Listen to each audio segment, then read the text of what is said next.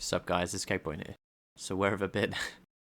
Yeah, it's time to update you guys. I'm not gonna write a script for this one, so it's just gonna be straight off the cuff. So yeah, hopefully the video turns out alright. And here we go. Effectively, Vulkan has been kicking my ass. The renderer I built on week 7 of the series that I was going with, which was largely based on the most popular Vulkan tutorial, which is out there on the internet right now, which was really useful to get my head around the basics of Vulkan. But it has some usability flaws, I guess, as it's just a tutorial and its aim is to teach you the Vulkan API.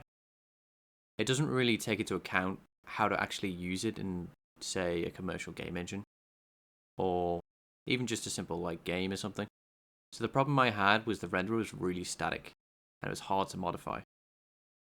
After that, when I realized I built this really static renderer, and it was going to be hard to move things out, and everything was just in one file, which is again by design, because it is a tutorial.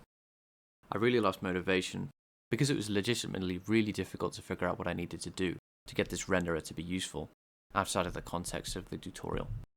It was my own fault for lack of planning and having too high expectations on myself and these videos that I was trying to make, as I wanted to have a cool video by the end of the week, so I really had to work hard and rush to make things remotely interesting to look at while the video is playing. So that led me to kind of rush through the tutorials and just write code so there would be something to look at.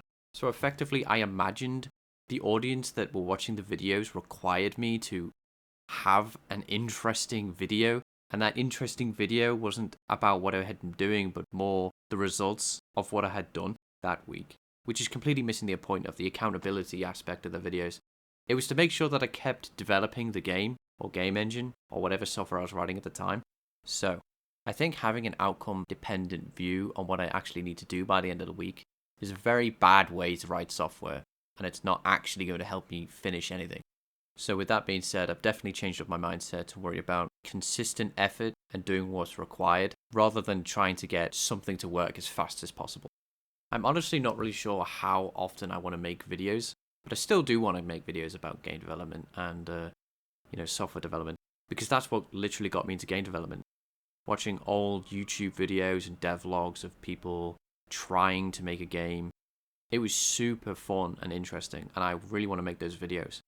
I don't think I can make them if I set myself the unrealistic goal that every week I have new fantastic graphics or a new gameplay mechanic or something like that. So what have I actually managed to do since then? I got my motivation back, and development is steady, but it can be improved. I think I can do more.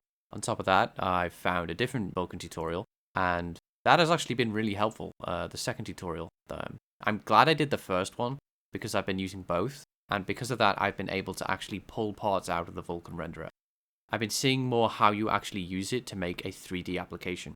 I still don't really have anything to show that's worthwhile. The last thing I made was a nice triangle, which is definitely a step backwards. I feel like I'm getting very close to having a nice 3D renderer that can render more than one asset, which is exactly what the problem was last time.